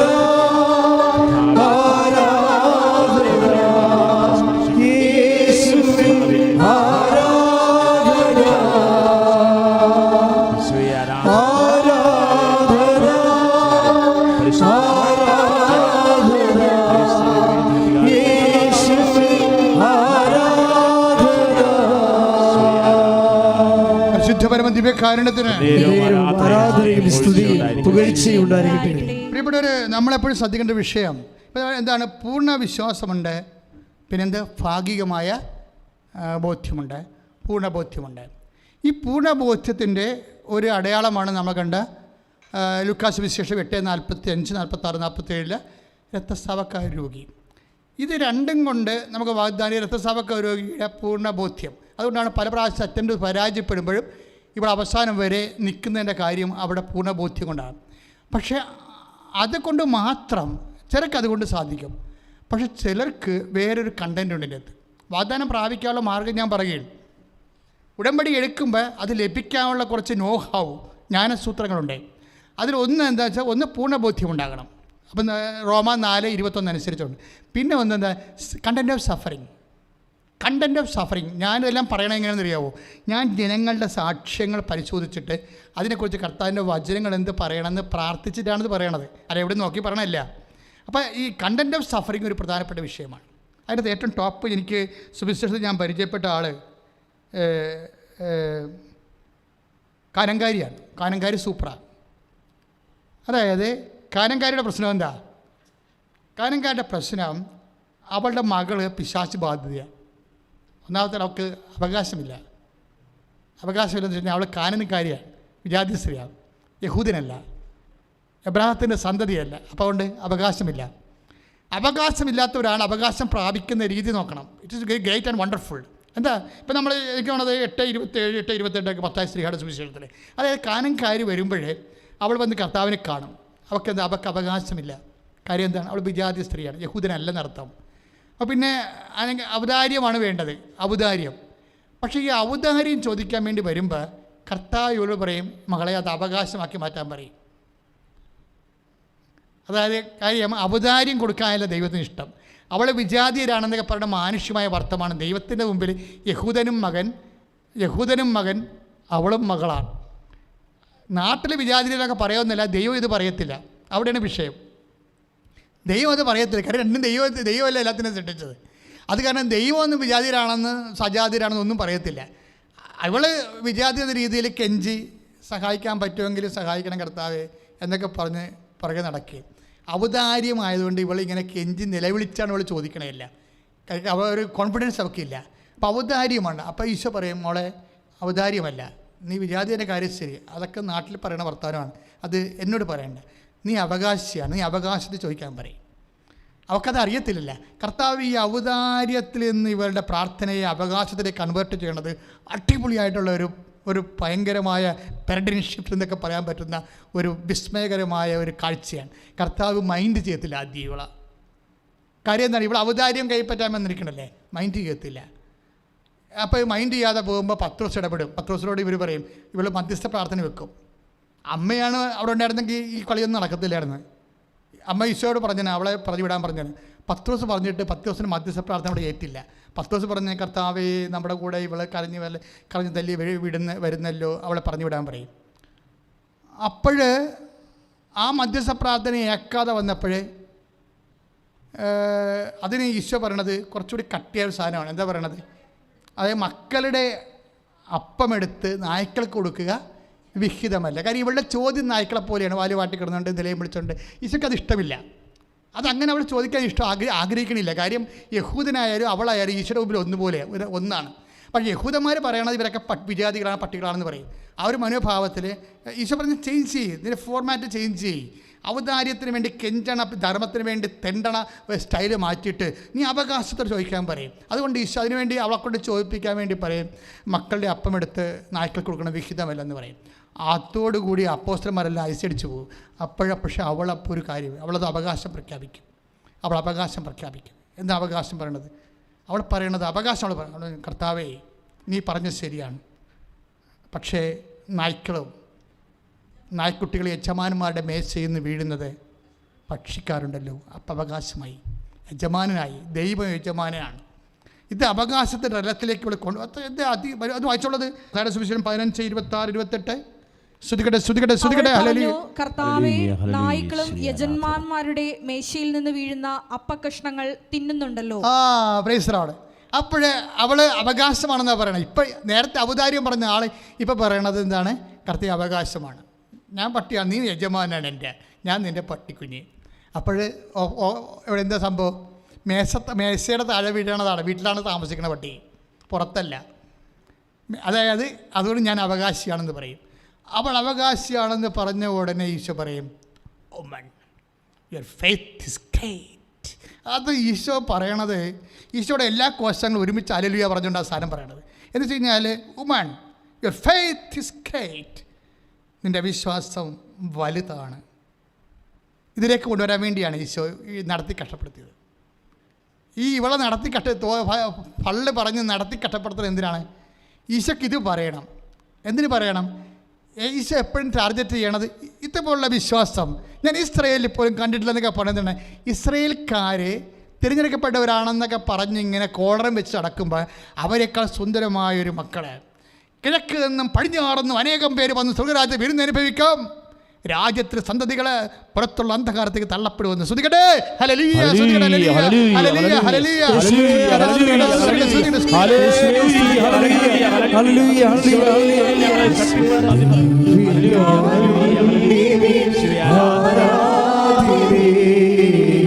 കരുണാദ്ര സ്നേഹമേ ആശ്വാസമേ താതനും പുത്രനും പാവനാമനും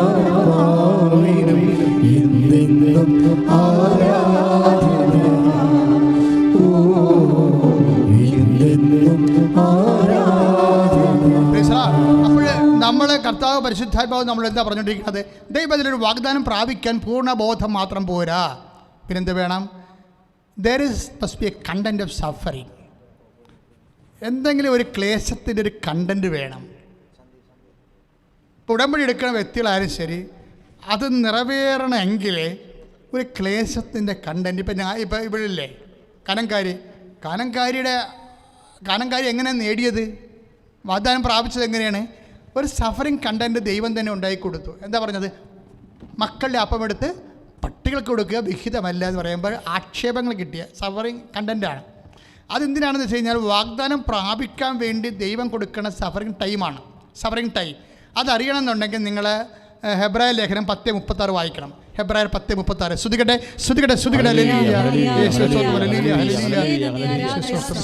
ദൈവത്തിന്റെ ഇഷ്ടം നിറവേറ്റി ദൈവത്തിന്റെ ഇഷ്ടം നിറവേറ്റി അവിടുത്തെ വാഗ്ദാനം പ്രാപിക്കാൻ നിങ്ങൾക്ക് സഹനശക്തി ആവശ്യമാണ്. Price the Lord. Praise the അതാണ് ഈ Lord. പ്രശ്നം. ആ സഹനശക്തി എന്ന് പറഞ്ഞ സംഭവമില്ലേ, അതാണ് ഈ കാനംകാരിക്ക് കൊടുക്കുന്നത്. കുറേ നായിട്ട് നടത്തിയിട്ട് ഒരു ഡോസ്, ഒരു നെഗറ്റീവ് കേസ് കയറ്റിവിടും. അപ്പോൾ നിങ്ങൾ എപ്പോഴും ഓർക്കണം, ഇപ്പോൾ നിങ്ങളിപ്പോൾ ഉടമ്പടി എടുത്തിട്ട് ഇപ്പം കിട്ടും എന്ന് വിചാരിക്കുന്ന ചില കാര്യങ്ങൾക്ക് ഒരിക്കലും കിട്ടാത്ത രീതിയിലേക്ക് ആ സാധനം കയ്യിൽ നിന്ന് വിട്ടുപോകണവർ തോന്നിയാൽ നീ എന്ത് ചെയ്യണം? ഈ രക്തസ്രാവക്കാരോഗ്യപ്പോലെ, ഈ കാനംകാരിയെപ്പോലെ നിൻ്റെ വിശ്വാസം റീഇൻസ്റ്റേറ്റ് ചെയ്യണം. ഞാൻ ഇട്ടും പോകരുത്, റീഇൻസ്റ്റേറ്റ് ചെയ്യണം. എന്താ കാര്യം? ഒരു സഫറിങ് കണ്ടൻറ്റ് എൻ്റെ തരുകയാണ്. എന്താ കാര്യം? അതായത് വാഗ്ദാനം പ്രാപിക്കണമെങ്കിൽ പൂർണ്ണ ബോധം ഉണ്ടാകണമെന്നുള്ള, അവബോധം ഉണ്ടാകണമെന്നുള്ളത് എന്താ പറഞ്ഞിരിക്കുന്നത്? ഭാഗികമായ ബോധം പോരാ.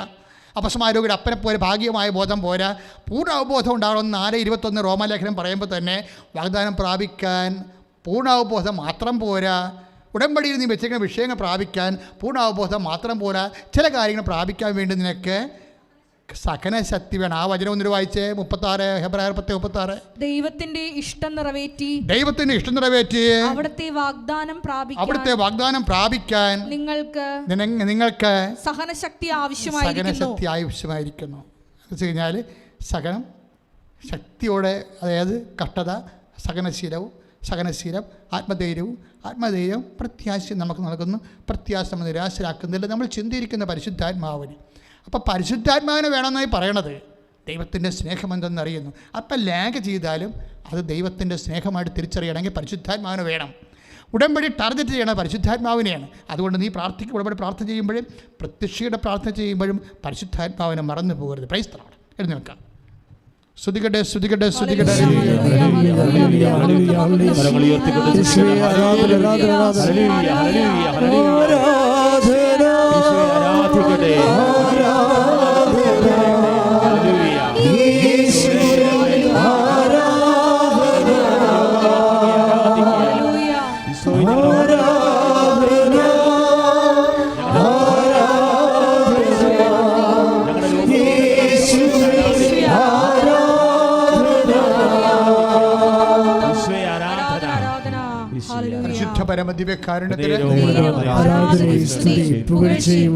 ഒരു നിമിഷം നമ്മൾക്ക് കൈകളെ വിരിച്ചു പിടിച്ചുകൊണ്ട് നമ്മുടെ ഉടമ്പടിയിൽ വെച്ചിരിക്കുന്ന വിഷയങ്ങളും ഇനി ഉടമ്പടി എടുക്കാൻ പോകുന്നവരാണെങ്കിൽ ഉടമ്പടി വെക്കാൻ സാധ്യതയുള്ള വിഷയങ്ങളും സമർപ്പിച്ചുകൊണ്ട് നിങ്ങൾ ഇന്ന് കടന്നു പോകുന്ന എല്ലാ വിഷയങ്ങളും സമർപ്പിച്ചുകൊണ്ട് ഒരു നിമിഷം ശ്രദ്ധിക്കാം. വലിയ കർത്താവിൻ്റെ വെളിപാട് ധ്യാനത്തിലൂടെയാണ് നമ്മൾ കടന്നു പോകുന്നത്. തീർച്ചയായിട്ടും ഈ സെക്കൻഡ് ഒരു നിമിഷം നിങ്ങൾ പ്രാർത്ഥിച്ചാൽ തീർച്ചയായിട്ടും നിങ്ങളുടെ ജീവിതത്തിൽ ഇവിടെ വന്ന് സാക്ഷ്യം പറയാൻ പറ്റും. ഈശോയുടെ തിരുസന്നിധിയിൽ നിന്നാണ് ഈ പ്രാർത്ഥന നിങ്ങൾ കേൾക്കുന്നത്. അമ്മ മാതാവിൻ്റെ മധ്യസ്ഥമാണ് നിങ്ങൾക്ക് ലഭിക്കണതെന്ന് വിചാരിച്ചുകൊണ്ട് ഒരു നിമിഷം വിചാരിച്ചാൽ മതി. ഈ വിഷയത്തിൽ അച്ഛൻ പറയണതും പറയാത്തതും ആരെല്ലാം എന്തെല്ലാം വിഷയങ്ങൾക്ക് വേണ്ടി ഇപ്പോൾ വേദനിക്കുന്നു അവിടെ മേലെല്ലാം കർത്താവിൻ്റെ വിശുദ്ധമായ രക്തം തളിക്കപ്പെടും. അത് നിങ്ങൾക്ക് അനുഭവവേദ്യമാകും. നിങ്ങൾക്ക് ഒന്ന് സാക്ഷ്യം പറയാൻ പറ്റും. കർത്താവേ, നിന്റെ വിശുദ്ധ പൗരോഹിത്യത്തെ മഹത്വപ്പെടുത്തണമെന്ന് പ്രാർത്ഥിക്കുന്നു. കർത്താവേ, ശ്രുതികടെ കർത്താവേ, ആത്മാവിൻ്റെ ശരീരത്തിനും വൈദ്യമായ യേശു ക്രിസ്തുവേ, വൈദ്യശാസ്ത്രത്തിൻ്റെ ഇഞ്ചക്ഷൻ സൂചിക മരുന്നും കടന്നുചെല്ലാത്ത മനുഷ്യത്തിന്റെ ഗാത്രങ്ങളിൽ മുറിവേറ്റ ചിന്തകളിൽ വേദനിപ്പിക്കുന്ന ഓർമ്മകളിലെ കാധിലേക്ക് ഭീതിയിലെ കർത്താവേ, അങ്ങനെ പരിശുദ്ധാത്മാ അറിയണമെന്ന് പ്രാർത്ഥിക്കുന്നു.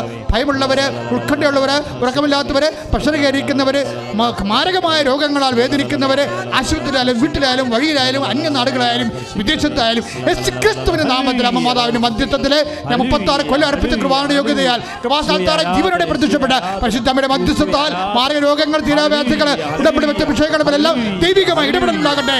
ശുദ്ധിക്കട്ടെ കർത്താവേ.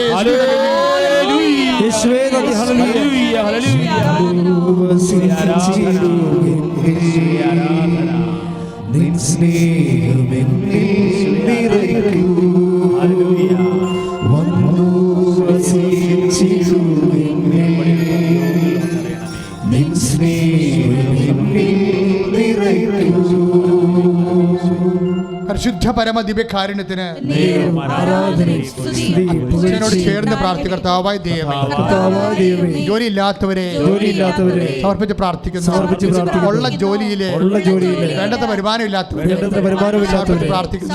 മക്കളില്ലാത്തവരെ, വിവാഹം ഒത്തുവരാത്തവരെ, വീടില്ലാത്തവരെ സമർപ്പിച്ച് പ്രാർത്ഥിക്കുന്നു. കർത്താവേ, വീട് റിപ്പയറിംഗിലായ കാരണം സാമ്പത്തികമായ ഒരു സഹായവും കിട്ടാൻ നിവൃത്തിയില്ലാത്തവരെ ഉടമ്പടിയിൽ സമർപ്പിക്കുന്നു.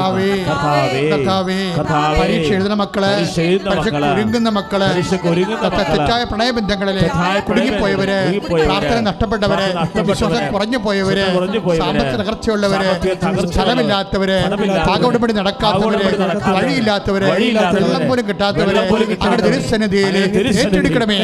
സങ്കടങ്ങളെ അമ്മയുടെ മധ്യസ്ഥതയിലെ യേശുനാമത്തിൽ ഏൽപ്പിക്കുന്നു. ശ്രദ്ധിക്കട്ടെ.